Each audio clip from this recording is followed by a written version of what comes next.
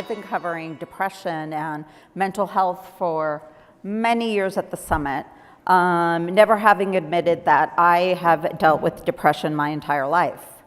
Hard to believe sometimes when you see how much energy I have, but I am treated. And I think this is one of the most important stories of the day. I really feel that all of the suicides that have happened, like the high-profile suicides that have happened this last year, just hit me very, very hard. And to think that all of these people had access to everything that they could possibly want and still felt that need. And to see children, a lot of children being influenced by social media and other influences that are causing it's not mass suicides, but a lot. And we do have a crisis on our hand. So I felt like it was time we have this discussion in this room for this show. So I want to welcome to the stage this next panel, and I'll go ahead and introduce the moderator as you guys come up onto the stage. All of you. I guess I got to figure out a better way to say it. Sorry. Amir Kalali is going to be leading this discussion. Not only is he just he has his own conference, CNS Summit, and he's the chairman and chief curator, but he's also quite the advocate for digital health and knows a lot about this space. So I'm really happy that he flew all the way from JP Morgan to join us. Thank you, Jill. Hopefully the mic's on. Hi, everyone. We're going to actually have a very interesting discussion. First of all, I have a complaint with Jill. Jill's an old friend I've known for a long time. First of all, she must really think I'm good because she puts me on after a really good-looking journalist who's a very experienced moderator who apparently has a lot of money to give away.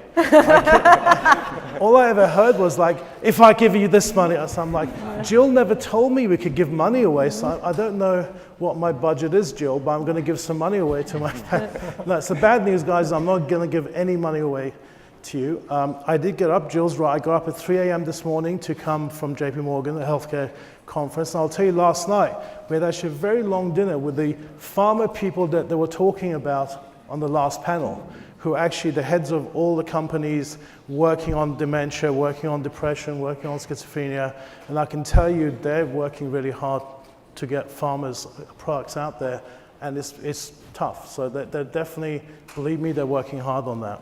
So we're going to switch from Alzheimer's to depression. I see Richard asked you to put your hand up about Alzheimer's. I'm not going to get you to do that because I actually think we would win. I think more people actually probably are affected in this room, any typical room, with depression and suicidality than anyone. And I think most of us, know someone who has depression or who's had some issues with maybe even adolescence with suicidality. Jill mentioned, famous suicides last year. I actually knew Anthony Bourdain. I was on a flight. Unfortunately, I had Wi-Fi, and I heard about it on the flight, and it was horrible, just being stuck in this tube and wondering what happened. So I think for all of us, this is an issue that's huge and probably still not talked about enough. So I'm going to sit down and start. We actually have 3 psychiatrists on the panel, myself, Arsha, and Stuart. So let's see what 3 psychiatrists can do. So Arsha, I know that although you are CMO at a very sort of cutting-edge startup, you still see patients and actually vulnerable sort of populations. Can you talk about that, and also, how do you see the state of play with depression right now? So I think one of the important things to consider is what is the standard of care in terms of assessing for depression or assessing for suicidality right now. And typically involves interaction with a psychiatrist or mental health clinician. It's a snapshot assessment. It tends to be subjective based on the questions that are asked and the answers that the patient provides. It's not standardized, and it's not actually personalized, and it's not very good in a clinical setting. We can't really accurately predict who is actually going to undertake a suicide attempt with any great reliability. One of the things when we discuss suicide, I think that's helpful is to break it down slightly and think about people that can feel depressed, people that can have suicidal thoughts, people that can do some actions to suggest that they may undertake an attempt, and then people who actually make a suicide attempt, and then people who actually die as a result of that. Each of those stages almost needs a different algorithm or way of assessing them, because some research focuses on people who have suicidal thoughts, but that's very different from determining who will actually go through that entire process and take their life because of suicide. So the current state of play is not optimal, it's not scalable, it's not personalizable, and it gives us a tremendous opportunity to use different avenues and approaches to improve it. I think across medicine, even within mental health, suicidality really hasn't been approached with digital in a major way. And I know you and I wrote an editorial 2 years ago. Mm-hmm. We discussed this. Can you summarize what we said in that at a high level? Absolutely. So one of the things we know is that suicidality, any of the components of suicidality, the risk is dynamic. The risk is continually changing. A patient who is depressed may become suicidal, have suicidal thoughts, or may have an attempt if something stressful happens to them. If they're intoxicated with substances, if they have a relationship breakup, some stressor that happens. The risk is dynamic. In that regard, the ability to understand that risk using sensors, whether it's a smartphone device, another type of technology, and monitor it, the potential is great in that respect. Also, the ability to analyze electronic medical records and other factors using machine learning gives us the opportunity to more, kind of much more nuanced and also complex way understand risk in a way that a clinician can't just kind of cognitively come up with that very complex risk model.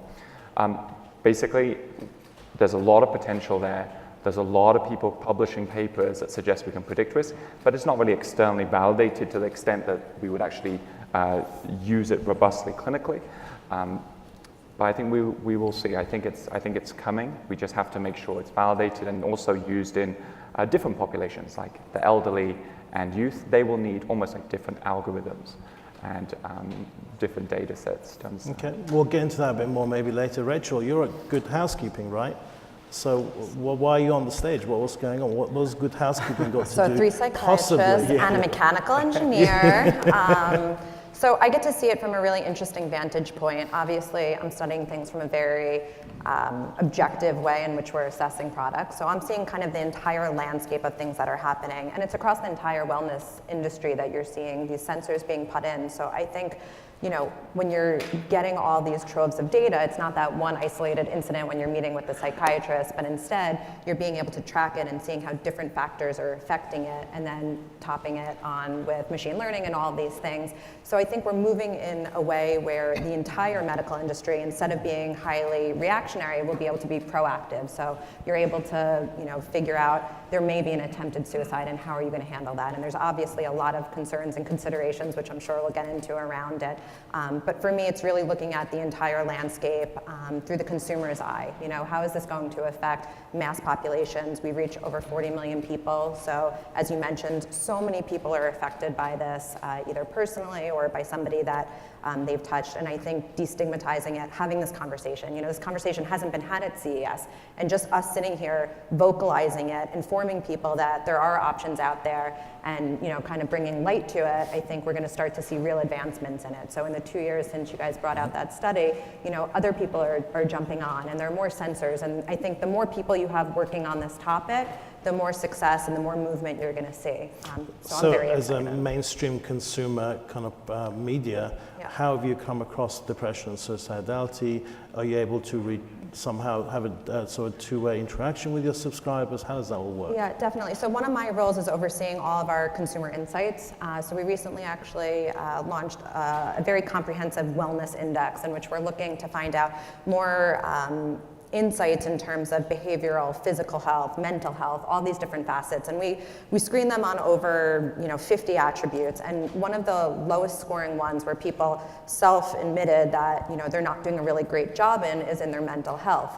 But then when we asked them what things are you actively doing in your life to try to improve these, it was the area that they're doing the least in. So there's obviously huge barriers, and we want to, one, better understand what are those barriers, and then offer them, what is out there right now that they could potentially be doing. So there are some apps, there are some devices, they're not really mainstream yet, and there's definitely kind of qualifiers around who they would be good for. And I think that there's still a long way to go before I'm able to say to my readership, this is a go-to that I think is really great, has this seal of approval and I'm saying you should go out and try it right now. So I think the work that you guys are doing is moving it in that direction. But for us, it's recognizing, yes, there are these trackers and hopefully predictive tools to be used, but there are also other devices that can make your life easier and better. So what are some of the triggers that could potentially cause it? So postpartum, it's a massive time when, based on hormonal, based on lack of sleep, all these things.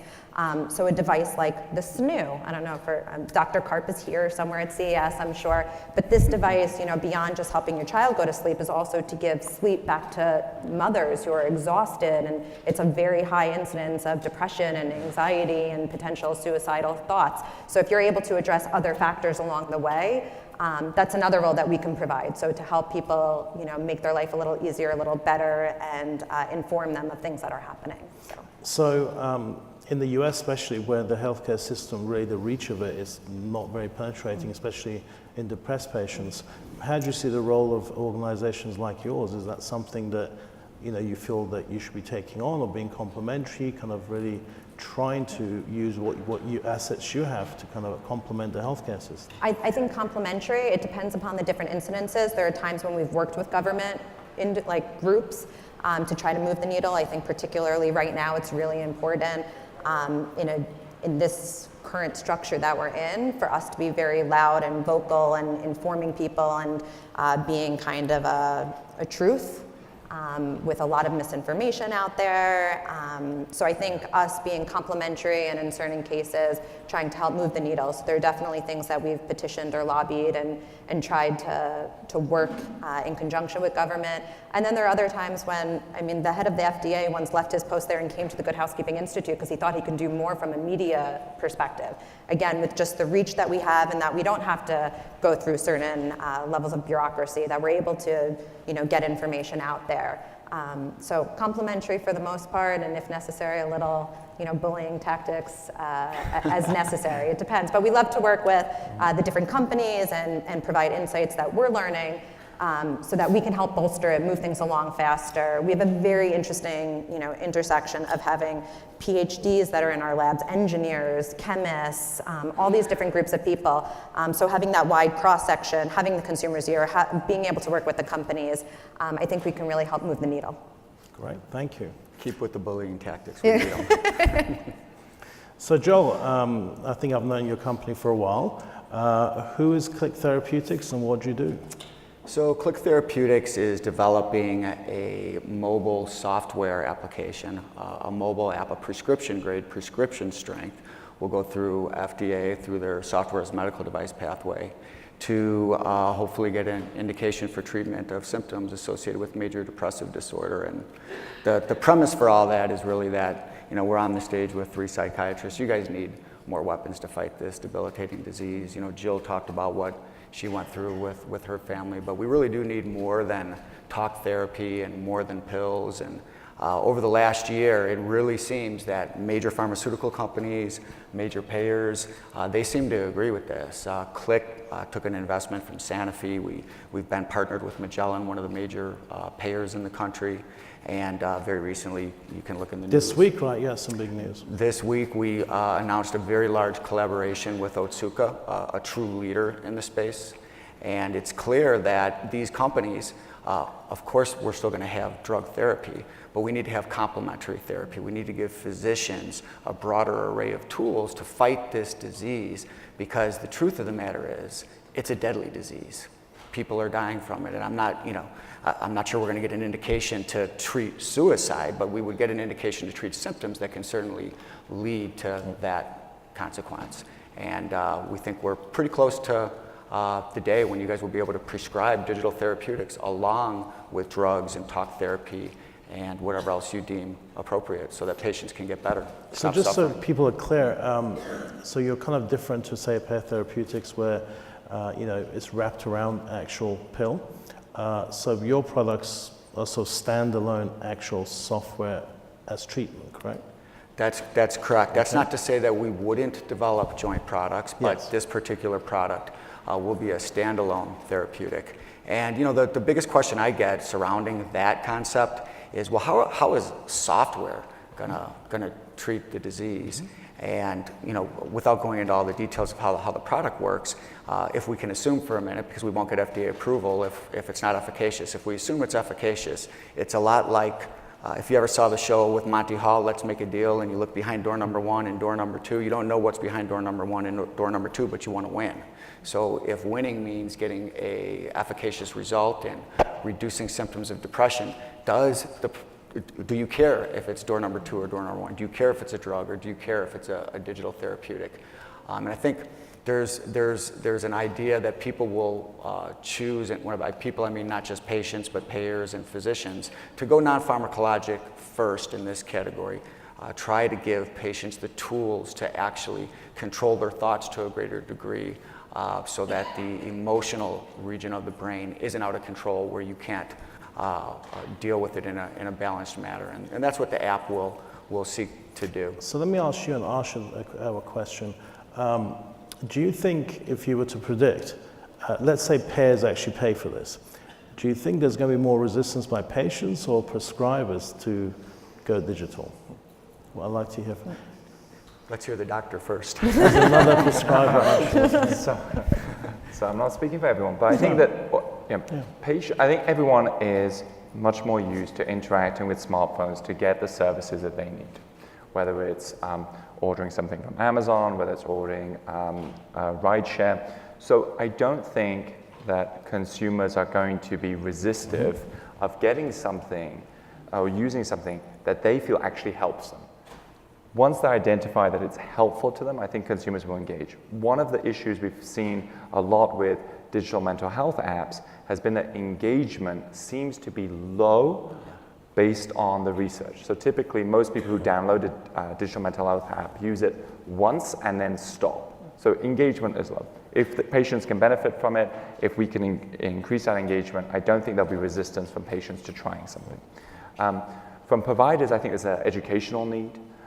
There's a behavioral change aspect, and there's also a training aspect. So, I've undergone 3 different medical residencies, and what techniques you get taught in residency, the viewpoints of your mentors affect your practice, and it takes a lot to change that over time. Average age of psychiatrists in this country is, I think it's in the late 50s, so it's older, with a lot of established practices. So there may be more resistance just because of the training, how long people have been in practice with established patterns. So I think it may be, physicians may be more reluctant to do something they're not used to, as opposed to patients. Well, it's perfect time to go ahead. Well, there's always going to be reluctance, and it's going to be our job to educate. There's going to be a curve for adoption, but we got to face the facts. If you look at the last 10 years in healthcare, what have we done really well? We've aligned physicians, doctors, post-acute care centers to have more alignment in the way they deliver care. We've developed evidence-based medical protocols so that people are marching to the same beat in terms of treating the disease. We've got electronic health records where decisions can be made at the point of care. But you know what's woefully inadequate? It's what you said, engagement.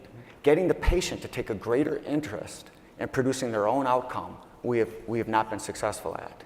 But we can, because people have their faces buried in these smartphones constantly. On my way over here, I bumped into 5 people because they were looking at their smartphone while they were walking. So it's the perfect place to engage somebody to develop, learn, and implement the tools that they need. The types of things that you would do in a therapy session can sometimes be done over a phone through a gamified type of app. And I think we're going to, 5, 10 years from now, if you go to the physician and you walk out of the physician's office with a diagnosis of depression and a simple script for an SSRI, you're going to feel cheated because there's going to be 5, 6 other potential options that could be added to the arsenal of care. And I would love to jump in really quickly too.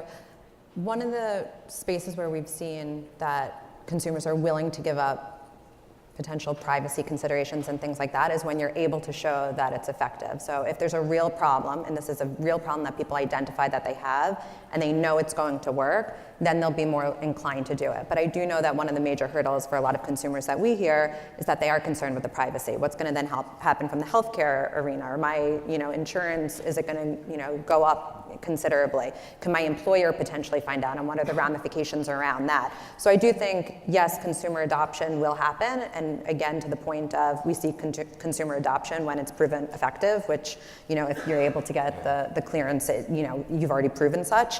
I think part of the job is on us as media to educate people and say, yes, these are effective. Obviously, doctors showing, yes, it's effective. But I do think that there are definitely concerns on the consumer side as well. Great. So Stuart, with your role, actually, I think you'll have opinions on all of this. So let's start with Cigna. I'm sure everyone knows who Cigna is, but tell us what Cigna does, what your role is there, please, first. Sure, happy to. And I have to say, I'll just disclose, I feel a little bit at a disadvantage. I'm the only psychiatrist up here without a cool accent. But I do come from a cool city. You can fake it. I'm going to work on cultivating that. But I do live in San Francisco, which is where I work, and think about suicide quite a lot, actually. I live just a few miles from the Golden Gate Bridge, which many of you have no doubt visited. And every time I take someone there, people are taking pictures every 5 feet or so. And that's actually the distance at which people have jumped to their deaths from that bridge, 1,700 people over the course of 1.7 miles. And because we're at CES, probably about 45% of the people in the audience right now are thinking, I wonder if there's an app for that. And the other 55-60% of people are thinking, yes, there is, I invented it, and let's talk about it. And so at Cigna, we're excited to be able to think really at a very holistic view about how to take care of people, both body and mind, and make sure that they get the care that they need at the right time. And I think where technology comes in and where we're really trying to build out capacity is through virtual behavioral health. So the ability to connect with your provider when you need them at that time. And there are really 4 major obstacles that we're trying to overcome with virtual behavioral health. And if you think about, 40 years ago, I grew up watching the Jetsons and watching George Jetson talk to his boss, Mr. Spacely, on his wristwatch, and see that image right there. Well, that's where, that's what we can do now. And that overcomes 4 real barriers to getting care when you need it the most. One is resources, not having enough providers or not having enough medication or facilities. The second is access. So it doesn't matter how many providers you have if you can't get off work to get in to see them, or if you can't afford the bus fare or the cab to get over to your provider. Next is stigma. And even if you can afford to go and see your provider, if you are too embarrassed because you have the kind of illness that we treat, the ability to connect in a more private way is hugely helpful. And the last issue is cultural. As many people here know, lots of cultures still view somewhat disparagingly mental illness and the treatment that we provide for it. And so the good news about culture is the digital natives who are now coming up and around us everywhere and who have grown up with screens, I think are increasingly more likely to use the technology and use the networks that we're building out so that people can see their providers when they need to, simply and effectively and affordably. So can you talk a little bit about the integration of behavioral health into, because I think in the US there are lots of places where really behavioral health is not integrated. And so can you talk about that? What's that like at Cigna? Tell me about Yeah, well, we're very interested and have been working for the last decade or so to integrate behavioral and overall health. And part of that work is happening in our so-called collaborative care organizations. And these are organizations where we are paying for performance, and we want clinicians to take care of not only just whole persons, whole people, but whole populations, and to really look at the health indicators of a population as a whole. So part of that is taking care of the behavioral piece as well. Everyone on this stage knows the level of overlap, the level of comorbidity, to use the technical term. We just heard an hour ago in this room about diabetes, and we know that diabetes is made worse by depression, and we know that depression worsens diabetes as well. So those kinds of comorbidities are best addressed when we are looking holistically. And so we've set up our benefit plans to address that when people call us, but we also encourage providers as well and our clinical partners to treat people holistically. Great. So I think Alzheimer's, that we talked about before, people are disappointed we've had so many unsuccessful programs. In depression, it's interesting. I think this year we may have a landmark year. So 2 days ago, Sage presented actually at the conference I was at with their data for postpartum depression, very good data. In March, we're going to hear about J&J and esketamine, and they actually are developing that specifically as one indication is acute suicidality. Those are not easy trials to do. And last night at dinner, actually, I was speaking to the physician who's in charge of that overall, and we were discussing the fact that when we first designed those studies, it was really, we were wondering, well, who's going to come into a clinical trial, placebo-controlled, be actively suicidal, and which physician is going to be willing to put those in the clinical trials? I mean, and really they've recruited extremely well, which tells you what the acute need is really and how difficult it is. So I think this year we're going to have several other companies who have other fast-acting antidepressants. So I think could be 2019 could be a really breakthrough year. Arsha, let me ask you if, I think Joel hinted at this a little bit about the future, but what will be your hope in 10 years' time if someone is going to be seen maybe for the first time to be assessed, and we'll assume it's in the clinic, I mean maybe in 10 years it may not be, but what will be your hope for how it might be different to now, that whole patient journey from being diagnosed to treated? Right, so I think you said it may not be in the clinic, Yes. and I think there's going to be definitely an important remote component that's going to help with accessibility. So if someone wants to seek care, we're going to have more robust teleservices.